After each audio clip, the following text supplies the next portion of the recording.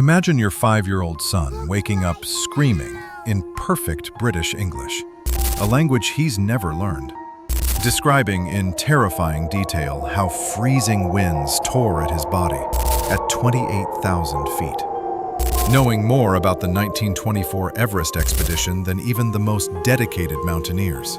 Talking about routes and equipment that shouldn't exist in a child's mind. In their comfortable home in Boulder, Colorado, the Bennett family was about to learn a truth that would shatter their understanding of reality. Little Connor carried the memories of a man who died 100 years before his birth, frozen on the world's highest mountain. What began as an ordinary nightmare would become America's most disturbing reincarnation case. A story that would force researchers, mountaineering historians, and even descendants of early Everest climbers to question everything they believed about consciousness, death, and the persistence of memory. Because Connor didn't just remember dying on Everest. He knew secrets buried in ice and snow for nearly a century. Secrets only one man could possibly know. Welcome to Reincarnation Chronicles, where we share stories of past lives and souls that refuse to be forgotten. Don't forget to subscribe. Let's begin. It was Saturday morning in October 2019, one of those perfect Colorado autumn days when the Rocky Mountains gleamed against a brilliant blue sky. Michael Bennett was in the garage organizing his coaching equipment. Basketballs, cones, whistles. He loved these quiet moments before his 5-year-old son Connor woke up. Inside the house, Dr. Sarah Bennett was preparing breakfast. The smell of pancakes filled the kitchen. She was humming softly, enjoying her rare day off from the ER at Boulder Community Hospital. Upstairs, Connor was still asleep. His room was decorated with dinosaurs and race cars. On his nightstand sat a stack of picture books about animals, a completely normal 5-year-old's room. Nothing suggested what was about to happen. The screaming started at 7:43 a.m. Not a child's cry. Something else. Something primal. Sarah dropped the spatula. Michael sprinted from the garage. They both ran upstairs, their hearts pounding. When they burst into Connor's room, they found him sitting bolt upright in bed. His small body was drenched in sweat, his Spider-Man pajamas soaked through. His dark brown eyes were wide open but unseeing, staring at something only he could perceive. And he was speaking. In English, yes, but with an accent. British. Unmistakably British. "The wind is too strong. We can't make it. Sandy, we have to turn back. Sandy, can you hear me?" Michael grabbed his son's shoulders. "Connor, buddy, wake up! It's Dad!" But Connor didn't respond. His lips kept moving, his hands reaching out as if grabbing onto something invisible. "So cold. Can't feel my fingers. The oxygen isn't working properly. We're too slow. Too slow." Sarah's medical training kicked in. She checked his pulse, racing. His breathing, shallow and rapid. But this wasn't a seizure. This was something else. "Connor, sweetheart, come back to us," she said gently, stroking his sweat-soaked black hair. Suddenly, Connor's eyes focused. He gasped, looking around frantically. When he saw his parents, tears began streaming down his face. "Dad? Mom? We're here, buddy. You're safe. You're home." Connor's small body shook with sobs. But these weren't a child's tears of fear. There was something deeper, something ancient. The grief of someone who had lived through something unbearable. "I couldn't make it. I was so close, just 800 feet, but I couldn't make it." Michael and Sarah exchanged looks. What was their son talking about? "Couldn't make what, buddy?" Michael asked softly. The summit. Everest. We were almost there, George and Sandy, but we failed. Sarah felt her blood run cold. George and Sandy? Everest? Connor had never shown any interest in mountain climbing. They'd never watched documentaries about Everest. Where was this coming from? Connor, who are George and Sandy? The boy looked at her with those dark brown eyes, and for a moment, Sarah could have sworn she was looking at someone much, much older. George is me, George Mallory, and Sandy is Andrew Irvine, my climbing partner. We disappeared on June 8th, 1924. The room went silent. The only sound was Connor's ragged breathing. Michael pulled out his phone with trembling hands and typed, "George Mallory, Everest, 1924. The results appeared instantly. British mountaineer, disappeared on Mount Everest in 1924 with Andrew Sandy Irvine. Last seen 800 feet from the summit. Body discovered in 1999. Every detail Connor had just said was accurate. "How do you know about this, buddy?" Michael asked, his voice barely a whisper. I don't know, Dad. I just remember. I remember everything. Eventually, Connor fell back asleep, exhausted. But Michael and Sarah didn't sleep. They stayed awake, watching their son, wondering if they'd just witnessed something impossible. The next morning, Connor seemed completely normal. He ate his Cheerios, watched Paw Patrol, played with his toy trucks. No mention of Everest or George Mallory. Sarah and Michael decided not to bring it up. Maybe it had been a one-time thing. A strange dream triggered by something Connor had overheard somewhere. But they were wrong. 3 nights later, at 2:47 a.m., Connor's screaming woke the entire house again. This time, when they reached him, he was standing by his bedroom window, staring out at the dark mountains in the distance. Connor? Sarah approached carefully.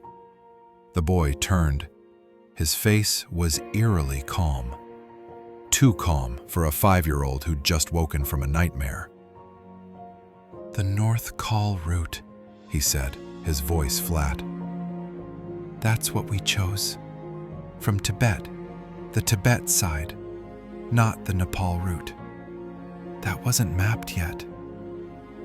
Michael grabbed his phone and started recording. If this was happening again, he needed documentation. "Can you tell me about the North Col route, Connor?" The boy walked to his toy shelf and pulled out building blocks. With surprising precision, he began constructing a model. You start at base camp, 17,000 feet. Then advanced base camp at 21,000 feet. Then you climb the North Col Glacier. Dangerous, crevices everywhere. We almost lost porters there. Connor's small hands moved with purpose, stacking blocks higher and higher. Camp 3 at 22,000 feet. Camp 4 at 23,000. Camp 5 at 25,000. Then Camp 6 at 26,800 feet. That's where Sandy and I spent our last night. Sarah was frantically taking notes. These weren't round numbers. These were specific elevations. On June 8th, 1924, we left Camp 6 at dawn. It was bitterly cold, minus 20 degrees Fahrenheit. The wind was howling. We were using oxygen, but the cylinders were primitive, heavy, unreliable. Connor's eyes became distant, as if watching a film only he could see. We climbed slowly. The second step, that's the hardest part. A nearly vertical rock face at 28,300 feet. Sandy went first. He was younger, stronger, only 22 years old. I was 37, already feeling old. Michael checked his recording. Everything was being captured. We made it past the second step. I don't know how. Pure determination, I suppose. We could see the summit, so close. Just a pyramid of snow and rock, the highest point on Earth. Everything we'd sacrificed for. Connor's voice began to crack. But something went wrong. The oxygen wasn't flowing properly.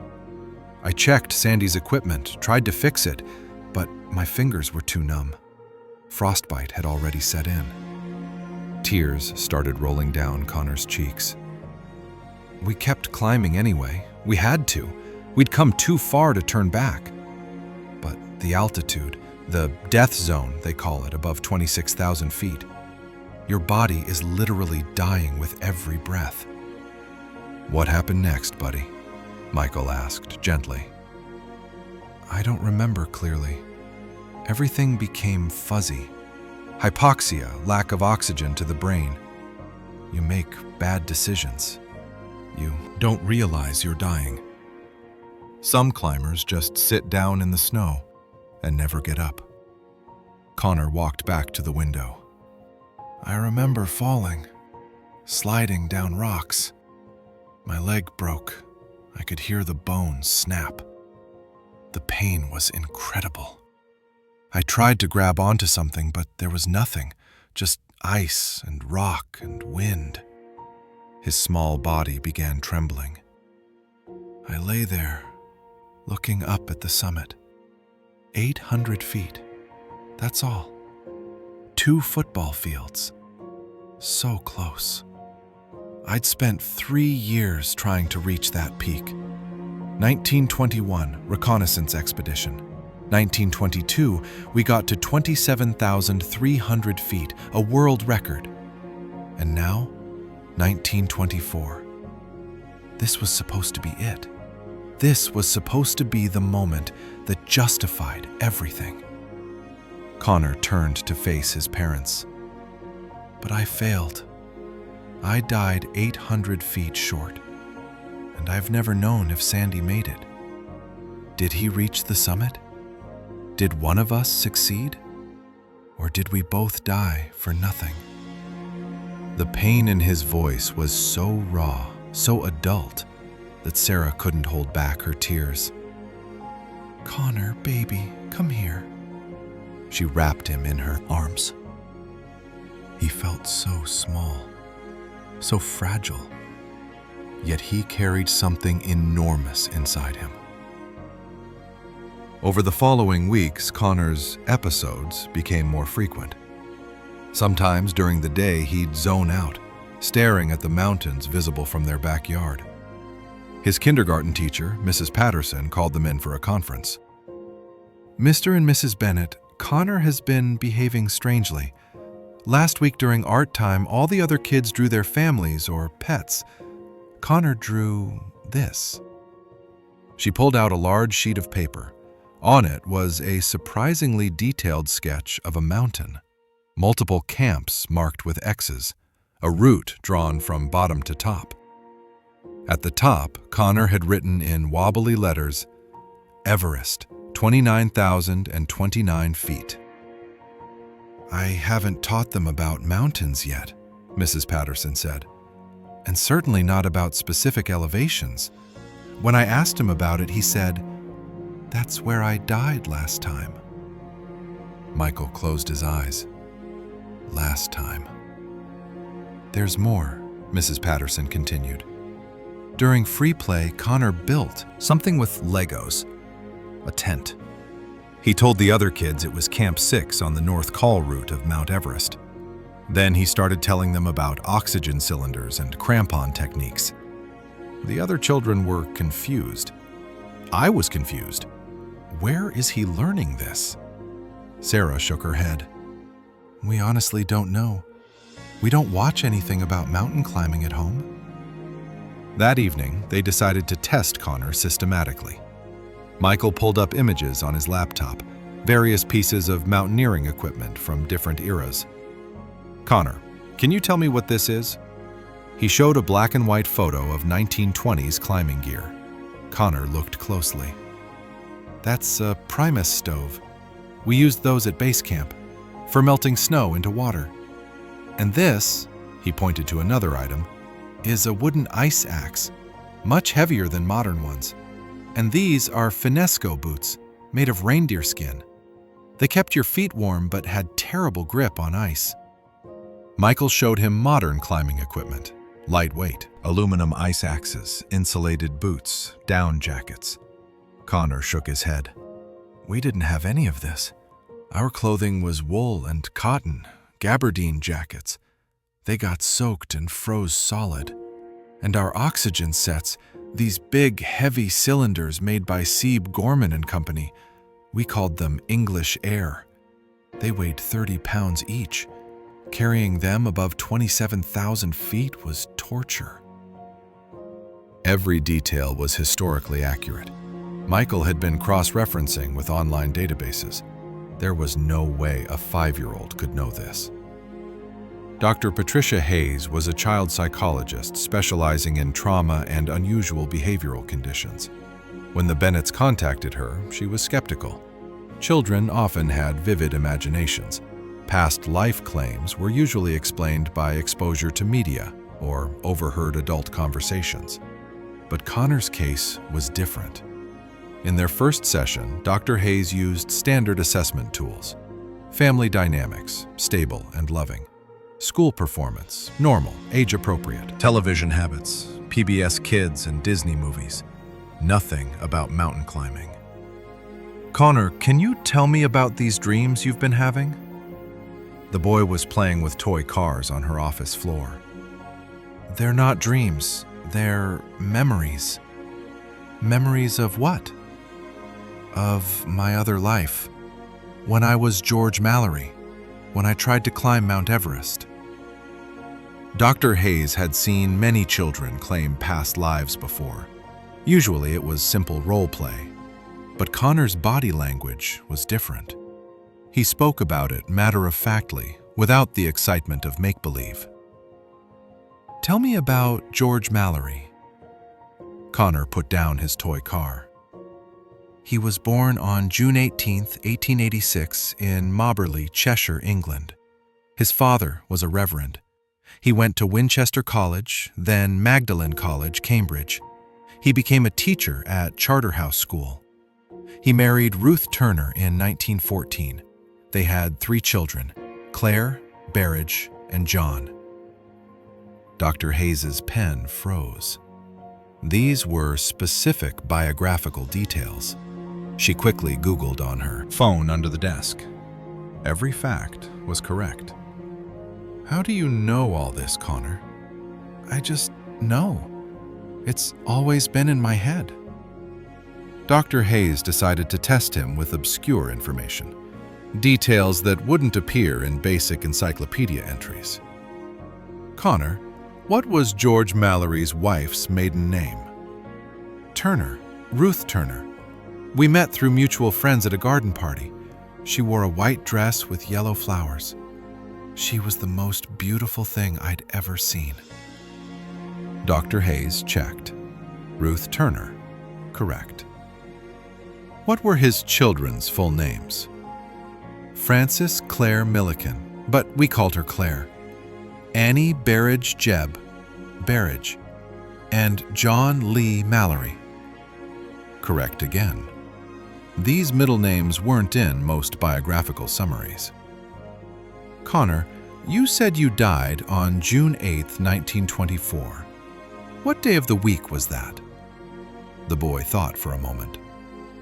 "Saturday. It was a Saturday." Dr. Hayes pulled up a perpetual calendar. June 8, 1924, Saturday. She felt goosebumps rise on her arms. Over the next several sessions, Dr. Hayes documented everything. Connor described specific events from Mallory's life with startling accuracy. He talked about teaching at Charterhouse School. "I taught history and literature. My students were good boys. Some of them died in the Great War. That broke my heart." He described serving in World War I. "I was an artillery officer in France, the Somme, Passchendaele. I saw things no one should see. When the war ended, I needed the mountains. I needed clean air and silence and something pure to pursue. He talked about the 1921 reconnaissance expedition. That was my first time seeing Everest from Tibet. The mountain was even more magnificent than I'd imagined. We spent weeks mapping approaches, looking for a viable route to the summit. I knew then that I had to try. The 1922 expedition. We got so close. Norton, Somervell, and I reached 27,300 feet without supplemental oxygen, a world record. We could have gone higher, but we had to turn back. A few days later, We tried again with oxygen. But there was an avalanche. 7 porters died. 7 good men. Their names were Lakpa, Narbu, Pasang, Pema, Sangye, Temba, and Antarge. I still remember their faces. Dr. Hayes researched.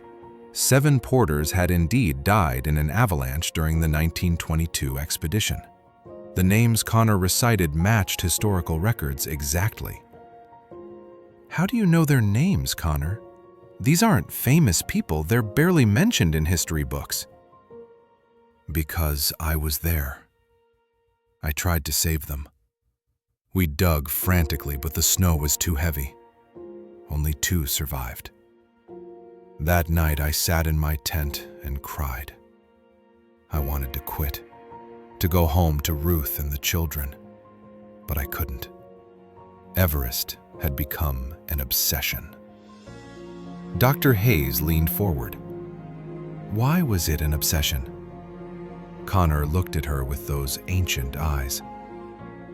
Because someone asked me why I wanted to climb it, and I said, because it's there. Everyone remembers that quote, but they don't understand what I meant. It wasn't about the mountain being there physically. It was about the human need to test our limits, to reach for something beyond ourselves, to prove that we're more than just animals surviving. We're beings capable of wonder, of sacrifice, of attempting the impossible.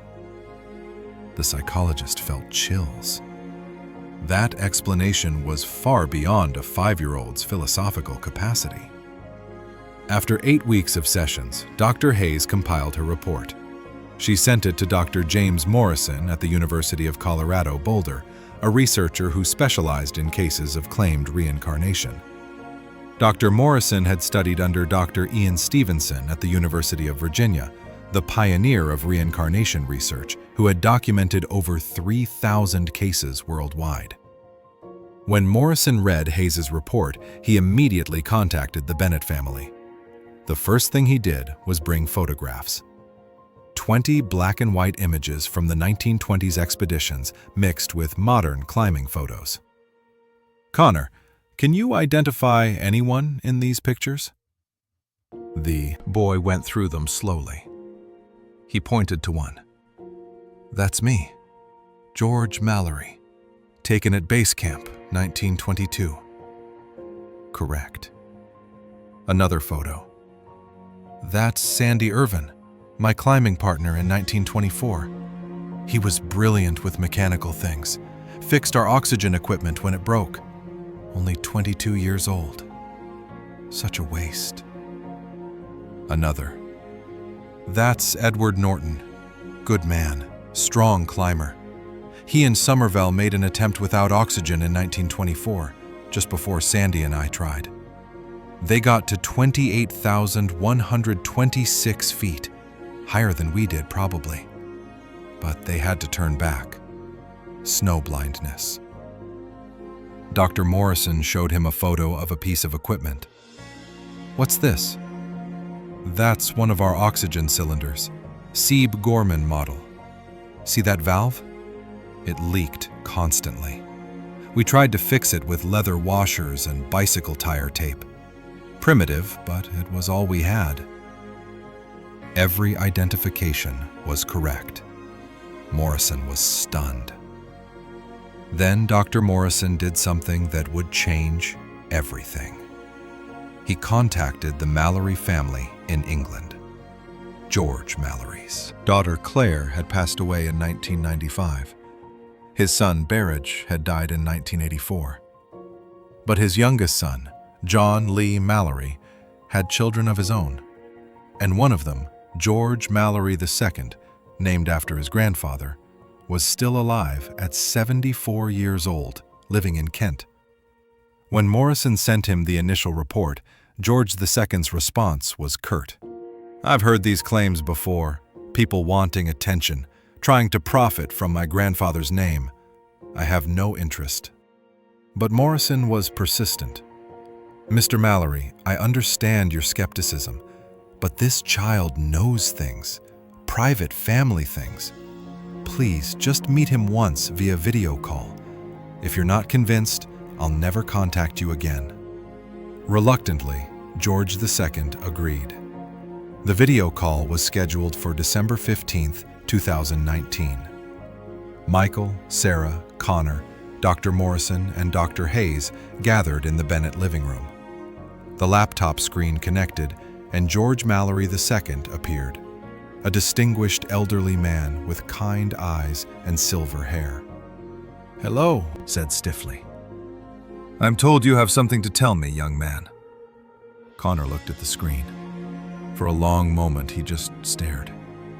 Then, quietly, "You look like John, my son, your grandfather. Same nose, same eyes." George II's expression flickered. "John died when I was 10. I barely remember him." "He was 7 when I left for that final expedition. I promised him I'd come home. I broke that promise." The old man's jaw tightened. Anyone could learn that from a book. Connor nodded slowly. "You're right. But books don't mention the pocket watch. The one Ruth gave me before I left. Gold-plated, engraved on the back, GLM, because it's there. RT 1924. I had it with me when I died." George II sat forward. That watch had never been photographed, never mentioned in any publication. It had been a private gift. "How do you know about the watch?" "Because I carried it in my jacket pocket every day of the expedition. I would touch it when I was scared or cold or wanted to quit. It reminded me of Ruth, of home, of why I had to survive." Connor's voice grew softer. "When my body was found in 1999, the watch should have been there, but it wasn't. It must have fallen out during the fall. It's still up there somewhere, on that mountain." George II's hands were shaking. "The expedition that found my grandfather's body reported personal effects, a pocket knife, an altimeter, letters, no watch. We always wondered what happened to it."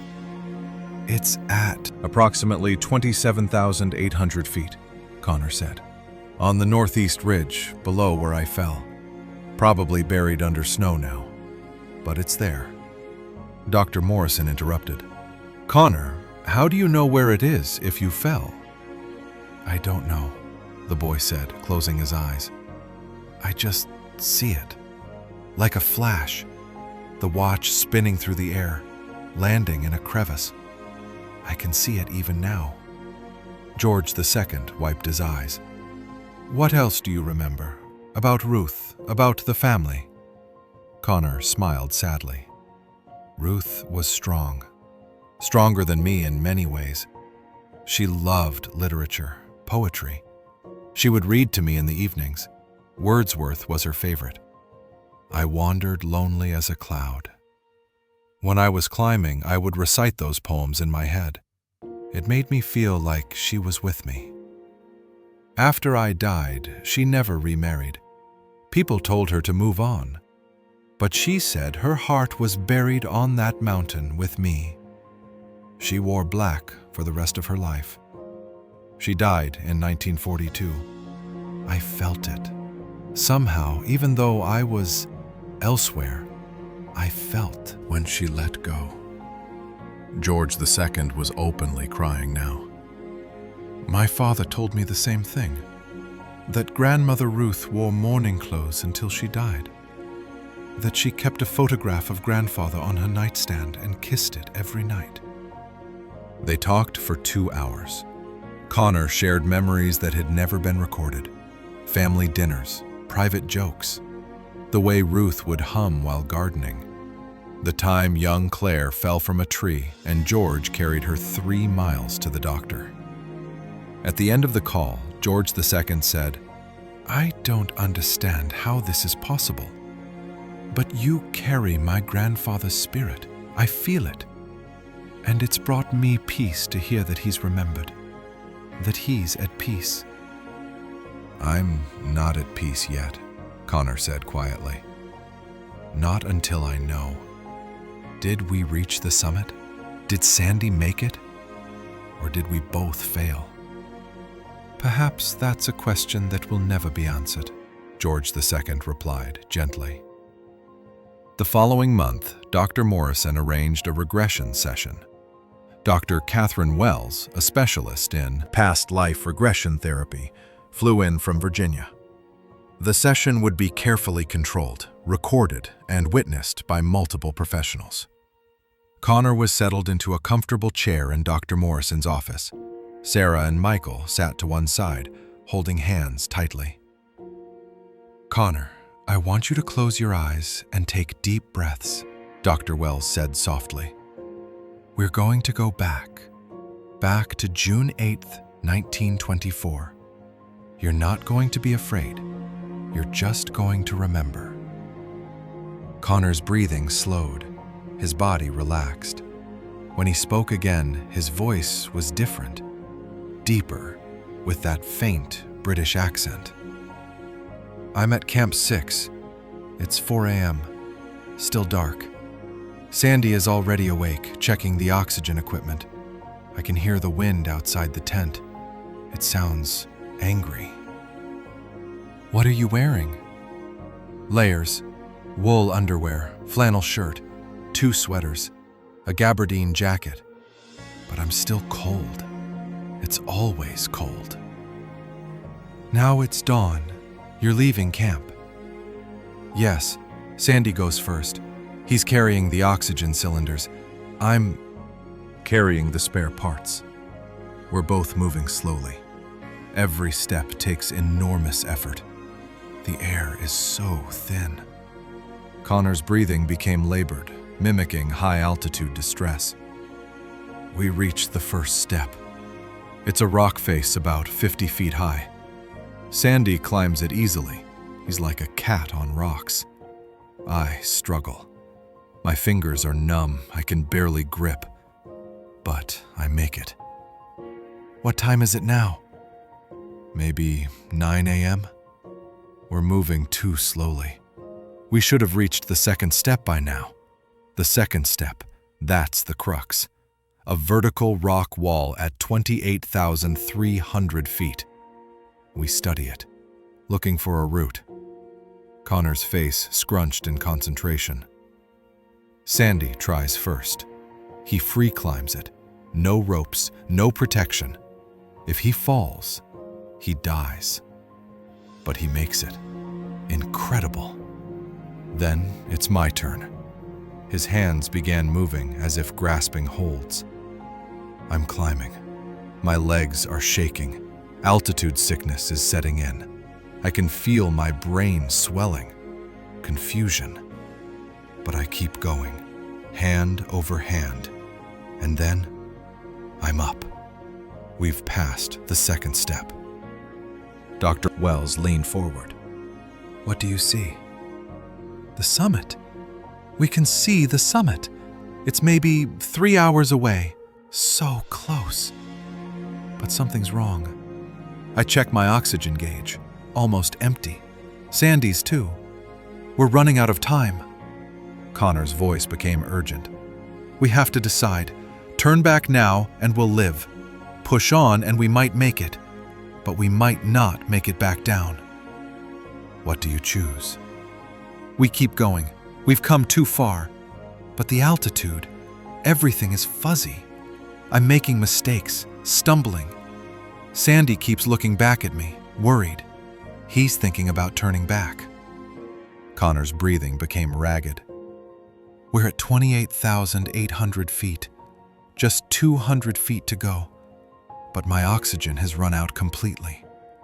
I try to breathe the thin air. It's not enough. My vision is going dark. I collapse. His body slumped in the chair. Sandy comes back. He's trying to help me, but we're both so weak. He shares his oxygen, but his is almost gone too. We sit there, just below the summit, so close we could almost touch it. Tears began streaming down Connor's face. I tell Sandy to go, to reach the summit, to make this mean something. But he won't leave me. He won't abandon his partner. We sit together, watching the sun move across the sky, watching the shadows grow longer. Connor's voice dropped to a whisper. Then the wind comes, a massive gust. We try to hold on, but we're too weak.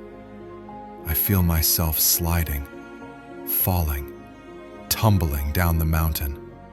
The last thing I see is the summit, still unreached, still unconquered. He went silent, his breathing shallow. Dr. Wells gently touched his shoulder. Connor, come back now. Come back to 2020, to Boulder, to your family. You're safe. Slowly, Connor's eyes opened. He looked around, disoriented. When he saw his parents, he burst into tears. Sarah pulled him into her arms. It's okay, baby. It's over. You're here. You're safe. But Connor shook his head. I don't know if we made it. That's what haunts me. Did Sandy reach the summit after I fell? Did he achieve it? Or did we both die for nothing? Dr. Morrison spoke up. Connor, the truth is we may never know. Irvine's body hasn't been found. The camera you were carrying, the one that might have photos of the summit, hasn't been recovered. It's one of mountaineering's greatest mysteries. Connor looked at him. Then I need to find out. Somehow, I need to know. By spring 2020, Connor's episodes had decreased. Once a week, then once a month. By summer, they'd stopped almost entirely. George isn't as loud anymore, Connor told Dr. Hayes during a session. He's still there, but quieter, like he's fading into the background. How does that feel? Peaceful, but also sad, like I'm losing someone I love. The COVID-19 pandemic disrupted everything. The Bennetts focused on keeping Connor's education on track, remote learning, virtual sessions with his therapists. But Connor had developed a new interest, mountain climbing. For his 7th birthday in 2021, he asked for climbing equipment, a kid's harness, a helmet, rope. Michael took him to the local climbing gym. Connor was a natural. He scaled walls with instinctive understanding of balance and technique. His instructor, Maria Gonzalez, was amazed. He climbs like someone who's been doing this for years. The way he reads the rock, the way he places his hands. It's not beginner's luck. It's experience. By age 9, Connor was climbing 510 routes. By 10, he was doing 512s, advanced level. I want to climb Everest someday, he told his parents one evening. But not just to reach the summit, to understand, to see what George saw, to finish what he started. Sarah held his hand. Connor, you know Everest is dangerous. People die there every year. I know, Mom. But I also know I can do it. Not now, but someday, when I'm ready, when I've trained enough. I'll climb it, and I'll know. In 2025, a research team announced they were planning another expedition to search for Andrew Irvine's body and the camera that might contain Proof of summit success. When Connor heard the news, now 11 years old, he wrote a letter to the team. Dear expedition team, my name is Connor Bennett. I believe I carry the memories of George Mallory. I know where to look for Sandy Irvine. He's not where everyone thinks. He's higher, near the summit. He made one final push after George fell. Please search the northeast ridge between 28,500 and 28,800 feet. You'll find him there.